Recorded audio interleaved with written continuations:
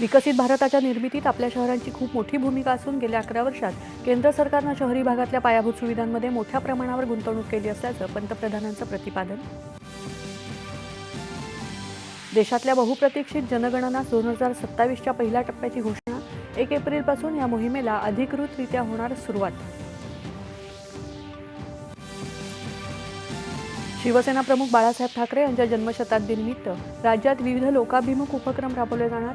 मुंबईत आरोग्य आपल्या दारी मोहीम राबवणार. एकनाथ शिंदे यांची माहिती. बदलापूर बालिका अत्याचार प्रकरणी आरोपीला 27 जानेवारीपर्यंत पोलीस कोठडी. असे खटले जलद गती न्यायालयात चालवले जावेत. मंत्री दादा भुसे यांची मागणी.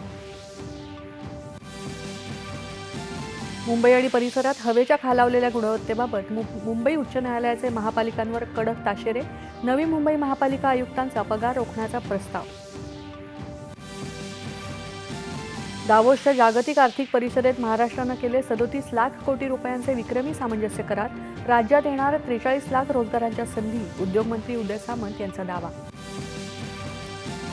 स्वातंत्र्यसैनिक नेताजी सुभाषचंद्र बोस यांच्या जयंतीनिमित्तानं देशभरात पराक्रम दिवस साजरा. शिवसेना प्रमुख बाळासाहेब ठाकरे यांना 100व्या जयंतीनिमित्त मान्यवरांची आदरांजली. आणि भारत आणि न्यूझीलंड यांच्यातल्या 5 T20 सामन्यांच्या मालिकेतला दुसरा सामना आज रायपूर इथे. नाणेफेक जिंकून भारताचा क्षेत्ररक्षणाचा निर्णय. नमस्कार.